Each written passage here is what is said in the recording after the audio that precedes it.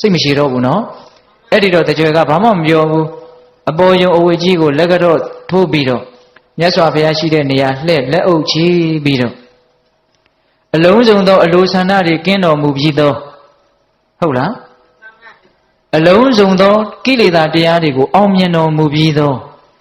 ပဂတိငြိမ်းချမ်းတော်မူသောမြတ်စွာဘုရားဟာကျွန်ုပ်ရဲ့ဆရာပါဆက်ပြီးတော့ဘုရားရဲ့ဂုဏ်တော်တွေကိုရွတ်သွားလိုက်တာဂါထာတွေကိုအများကြီးပဲဗျဦးဇင်းတို့မေဇိမနိကေမှာတွေ့ရတယ်အကုန်လုံးဦးဇင်းတို့မရလို့မပြောနိုင်ပါဘူးသိကောင်းတာ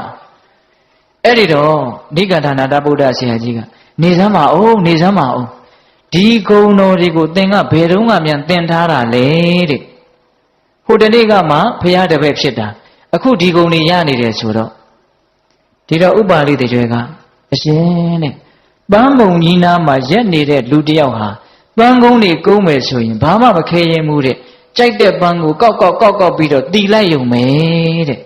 ဂုဏ်တွေကသိပ်များတာဆိုတော့မြတ်စွာဘုရားရဲ့ဂုဏ်တွေကိုချီးကျူးဖို့ဘာမှအခက်အခဲမရှိပါဘူးတဲ့အဲ့ဒါလိုလဲပြောလိုက်ရောမနာလိုတဲ့စိတ်တွေဝန်တိုတဲ့စိတ်တွေ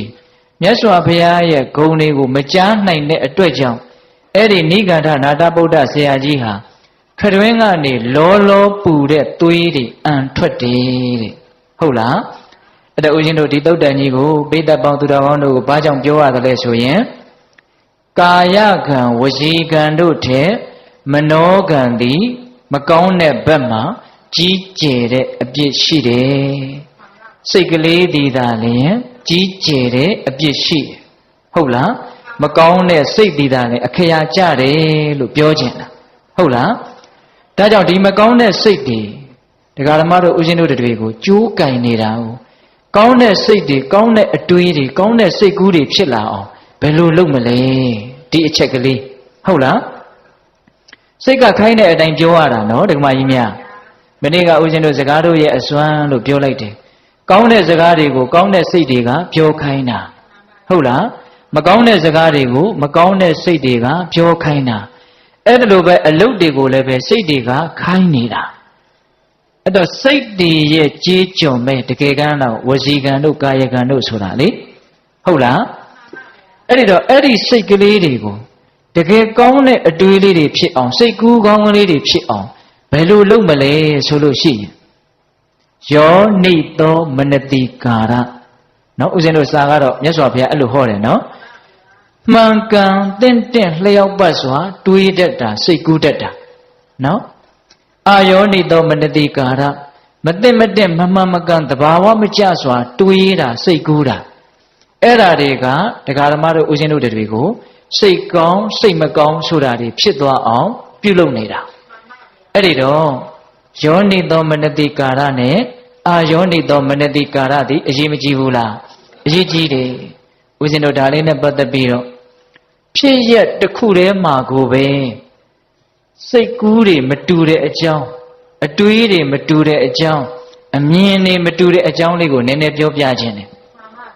ယောနိသောမနတိကာရခေါင်းဆောင်တဲ့စိတ်တွေကဘလို့တွေးလိုက်သလဲ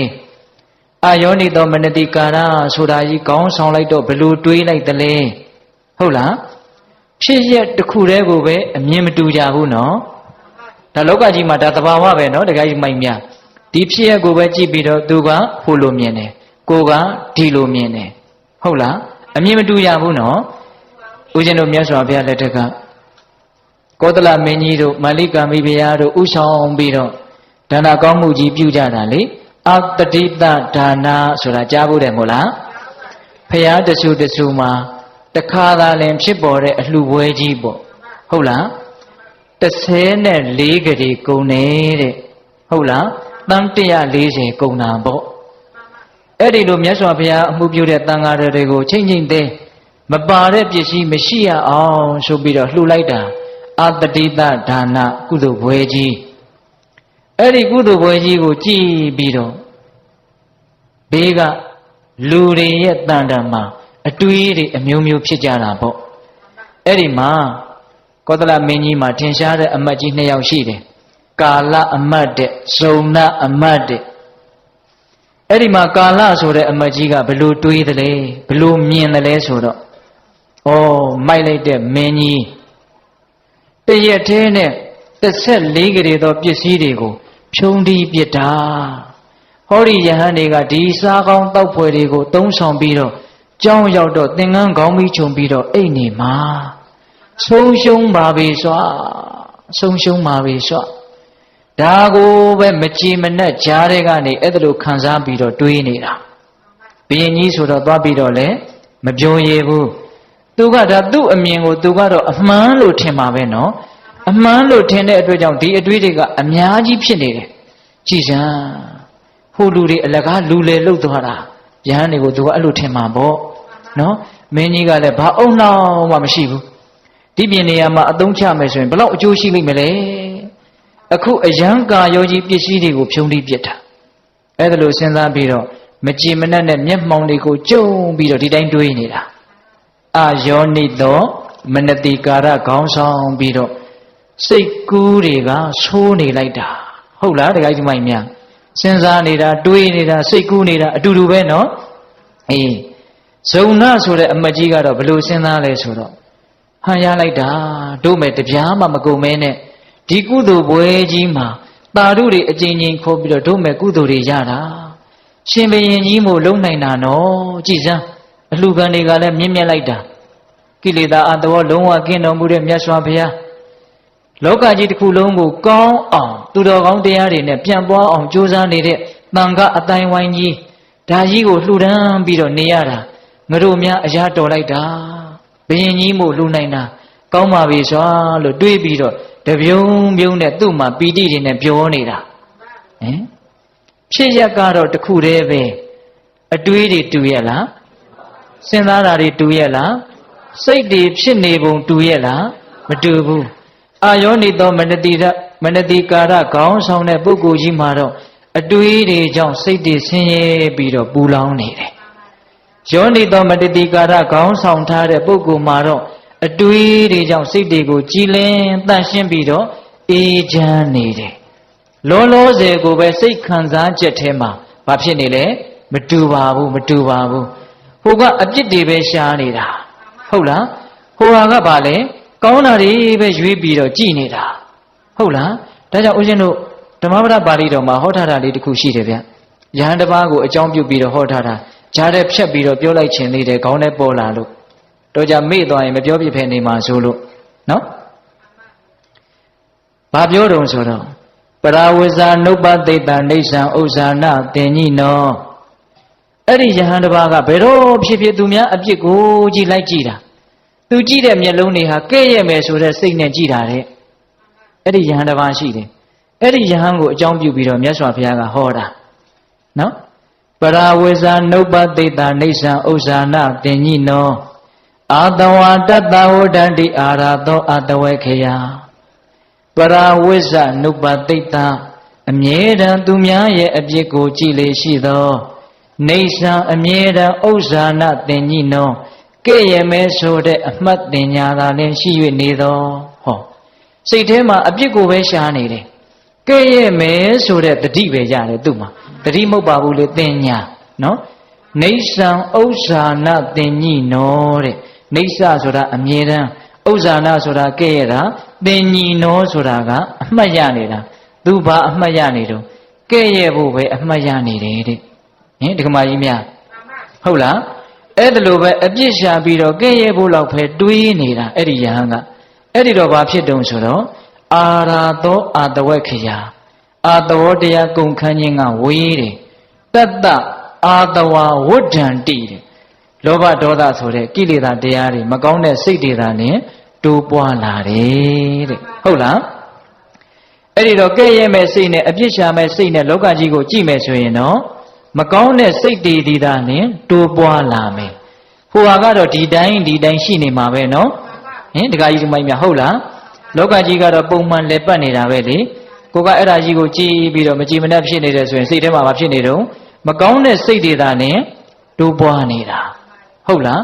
အာတဝကုန်ခန်းမှုဝေးတယ်တဲ့ဟုတ်လားဒါကြောင့်လောကကြီးဆိုတာနဲ့ဆိုင်နေကျေပြန့်နေနော်တချို့ကိစ္စတွေကကိုဘာမှမတတ်နိုင်ဘူးဟုတ်လားတကယ်စင်စစ်တော့တချို့ကိစ္စတွေကတွေးဖို့တောင်မသင့်ဘူးခေါင်းထဲကိုမထည့်နဲ့နော် တူဘာဖြစ်နေနေနော်ကိုအတွက်ခေါင်းနဲ့ထည့်ရမယ့်အရာတွေအများကြီးရှိတယ်လေဟုတ်လားကိုအကြောင်းကိုစဉ်းစားပြီးတော့ခေါင်းနဲ့ထည့်ရမယ့်အရာတွေအများကြီးရှိတယ်မဟုတ်လားအေးဒါကြောင့်အခုဒီအမတ်ကြီးလေအဲ့ဒီအတိုင်းပဲနော်ကဲ့ရဲ့မယ်ဆိုတဲ့စိတ်နဲ့ကြည်စံအလကားဖြုံးပြီးပြစ်တာဟုတ်လားအဲ့ဒီလိုအာယောနိသောမနတိကာရတွေနဲ့တွေးတဲ့အတွက်ကြောင့်သူ့ရဲ့စိတ်ဒီဘာဖြစ်နေလဲပူလောင်နေတယ်ရှုပ်ထွေးနေတယ်နောက်ကြည့်နေတယ်ဒါသေးကြတယ်ခံစားကြည့်လို့ရတယ်အဲ့ဒါနဲ့မြတ်စွာဘုရားကအဲ့ဒီအတ္တိတဒါနဘွဲကြီးမှာအနုမောဒနာတရားဟောမယ်တန်ဃာတွေကလည်းတန်းစီပြီးတော့ရှေ့ကထိုင်နေတာရှေ့ကပိဋကကြီးကလည်းတကယ့်မှအကြီးကြီးပဲအဲ့ဒီမှာတိုက်တိုက်ဆိုင်ဆိုင်အင်္ဂုလိမာလမထေကိုထီးပြူမိုးပေတဲ့ဆင်ကြီးကသိပ်ကြမ်းထမ်းတယ်လို့ဆိုတယ်ဆင်တွေကထီးပြူမိုးပေတာနော်အလှကြီးကအကြီးကြီးပေါ့အဲ့ဒါလောက်ကြီးကျယ်ခမ်းနားတဲ့အလှပွဲကြီးမှာမြတ်စွာဘုရားကတရားကိုတိုးတိုးလေးဟောတယ်တကားထားတဲ့ဟောတာတဲ့ဘာပြုလို့လဲဆိုတော့ဒါနရဲ့အကျိုးတွေကိုတိုင်းတိုင်းဝိုင်းဝိုင်းကြဲကြဲဝန်းဝန်းကြီးများဟောမယ်ဆိုရင်ဟိုမှာအတွေးတွေချော်နေတဲ့ကာလအမတ်ရဲ့ခေါင်းဟာခုနှစ်စိတ်တောင်ကွဲသွားနိုင်တယ်တဲ့သူအတွေးတွေနဲ့သူပြစ်မှားမှုတွေဖြစ်ပြီးတော့မကြည်မလင်ဖြစ်ပြီးတော့စိတ်တွေကကြောက်စရာကောင်းတယ်နော်အဲ့ဒါမြတ်စွာဘုရားကတနာလွန်းလို့တရားကို၄ပါးတကားထားမျှပဲဟောတယ်ဟောပြီးတော့ကျောင်းတော်ကိုပြန်ကြွသွားရောဘုရင်ကြီးကစိတ်မချမ်းသာဘူးကြည်စံငါအကြီးကြီးလှုပ်ထားတာနည်းနည်းလေးဟောသွားတယ်ငါလှူတာတွေတည်းမယ်မြန်ဘာမြန်မသိတော်တာတွေမြန်ပါသွားလဲမသိဘူးအဲ့ဒါနဲ့မကြည်နပ်ဘူးမြတ်စွာဘုရားနောက်ကိုလိုက်တယ်လိုက်ပြီးတော့ကျောင်းတော်ရောက်တော့မြတ်စွာဘုရားကိုစိတ်မကောင်းခြင်းကြီးစွာနဲ့လျှောက်တယ်အရှင်ဘုရားတပည့်တော်ဒါနာကောင်းမှုကြီးအကြီးကြီးလုပ်ထားတာတရားလေးကတခဲမှတူတူလေးဘာပြုလို့လဲဘုရားအဲ့ဒီတော့မြတ်စွာဘုရားကတကားကြီးတဲ့တရားကိုအရှိကြီးဟောရင်အဲ့ဒီဇုံနာအမတ်ကောင်း90စိတ်ကွဲလိမ့်မယ်တဲ့သူဒီလိုတွေတွေးနေတာသူအပြစ်တွေမဖြစ်ပါစေနဲ့တော့သူ့ရဲ့စိတ်ထဲမှာမကောင်းတာတွေဖြစ်ပြီးတော့အကျိုးတွေမမဲ့ပါစေနဲ့တော့လို့ငါတနာငဲ့ညာပြီးတော့တရားကိုတူတူလေးဟောလိုက်တာအဲ့ဒီတော့မင်းကြီးကနန်းတော်ပြန်သွားတယ်ပြန်သွားပြီးတော့ဇုံနာအမတ်စိတ်ကူးတာကိုလည်းမြတ်စွာဘုရားကအမိန့်ရှိလိုက်သေးတာကိုအဲ့တော့အဲ့ဒီအမတ်နှစ်ယောက်ကိုခေါ်ပြီးတော့ကာလအမတ်ကိုအရင်ပြောတယ်နေစမ်းပါအောင်တဲ့ငါသင့်ပစ္စည်းတွေကိုယူပြီးတော့မြန်လှူနေလို့လားသင်တို့အမျိုးတွေရဲ့အကျိုးမဲ့ကိုငါဘာများလုံးမိလို့လဲဟိုမှာဒီလိုတောင်မေးတယ်နော်ငါအလှူပွဲကြီးကသင်ကိုဘာတွေများနှိပ်စက်နေလို့လဲပြောစမ်းပါဦးကဲငါပေးပြီးသားတွေရှိပါစေတော့ဒါပေမဲ့လို့ဒီအချိန်ကစပြီးတော့ငါတိုင်းပြည်မှာသင်မနေပါနဲ့တော့သင်ကြောင့်ငါတရားအရှိကြီးမနာရတိုင်းပြည်ကနှင်ထုတ်ပြစ်တာဗျနော်လက်ငင်းအကျိုးလို့လည်းပြောလို့ရတာပေါ့ဟုတ်လားဇုံနာအမတ်ကိုကြတော့ကဲသင်ရဲ့စိတ်ဓာတ်တွေကသိပ်မွန်မြတ်တဲ့အတွက်ကြောင့်ငါရဲ့စည်းစိမ်ပစ္စည်းနဲ့ပဲအလှအတန်းကြီးကို9ရက်ပြုပါလေသူ့ကိုကြတော့ဆုတွေလက်တွေချပြီးတော့ဒီလိုချီးမြှင့်တယ်အဲ့တော့ပိဋကတ်တို့ကိုဦးဇင်းတို့ပြောချင်တာကဖြစ်ရတစ်ခုတည်းမှာကိုပဲဒီစိတ်ကလေးကိုနှလုံးသွင်းခြင်းတနည်းအားဖြင့်စိတ်ကူးလို့ပြောကြပါစို့နော်ယောနေတော်မနတိကာရဆိုရင်တော့ကောင်းကောင်းလေးစိတ်ကူးတာပေါ့အာယောနေတော်မနတိကာရဆိုရင်တော့ဆိုးဆိုးဝါးဝါမတက်မဲ့ရဲ့စိတ်ကူးတာပေါ့ဟုတ်လား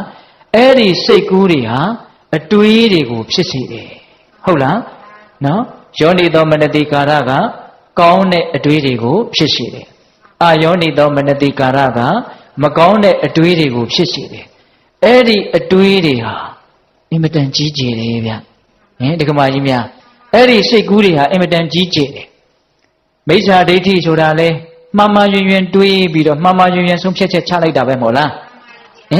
မဲ့ဉဏ်ဆိုတာလည်းပဲမှန်မှန်ကန်ကန်တွေးမှန်မှန်ကန်ကန်စိတ်ကူးမှန်မှန်ကန်ကန်သိအောင်ကြိုးစားပြီးတော့နောက်ဆုံးနိဗ္ဗာန်ကိုအမှန်အကန်သိသွားတဲ့မနောကံတစ်မျိုးပဲမဟုတ်လားအေးကောင်းတဲ့ဘက်မှာလည်းပဲအကျိုးအကြီးဆုံးအရာသူ့လောက်အကျိုးကြီးတာမရှိဘူးဒါလေးနဲ့ပတ်သက်ပြီးတော့ဦးဇင်းတို့ဆရာကြီးနန္ဒသိန်းစံပြောတာလေးကိုအမှတ်ရတယ်တဆင့်ဖောက်တယ်ချခြင်းတယ်လောကမှာတဲ့အင်မတန်ကြီးကျယ်တဲ့အရာကြီး၃ခုရှိတယ်တဲ့ဘာလဲဆိုတော့နံပါတ်1တောင်ကြီးတွေဟာသိပ်ကြီးတာပဲတဲ့ဘယ်နိုင်ငံကဘယ်တောင်ကြီးသူကတော့အတိအကျပြောတယ်ဦးဇင်းကတော့မပြောတတ်တော့ဘူးအဲ့ဒီတောင်ကြီးကိုပတ်မိအောင်ဆိုလို့ရှိရင်မိုင်80လောက်ပတ်ရတယ်တဲ့သိပ်ကြီးကျယ်တာပဲမျက်စိတစ်စုံကြီးအမြင့်ကြီးဒုတိယအကြီးကျယ်တာက သမုဒ္ဒရာကြီးတွေဟာတိတ်ကြီးကျယ်တာပဲတဲ့လှမ်းကြည့်လိုက်ဟိုဘက်ကန်းကိုမမြင်ရဘူးအနဲ့ဆိုရင်တချို့မိုင်မောင်းများစွာနဲ့တယ်နော်နောက်တတိယကြီးတာကတတ္တဝါတွေရဲ့အတွင်းတန်တာမှာဖြစ်နေတဲ့စိတ်ကူးစိတ်သန်းတွေဟာတိတ်ကြီးကျယ်တာပဲတဲ့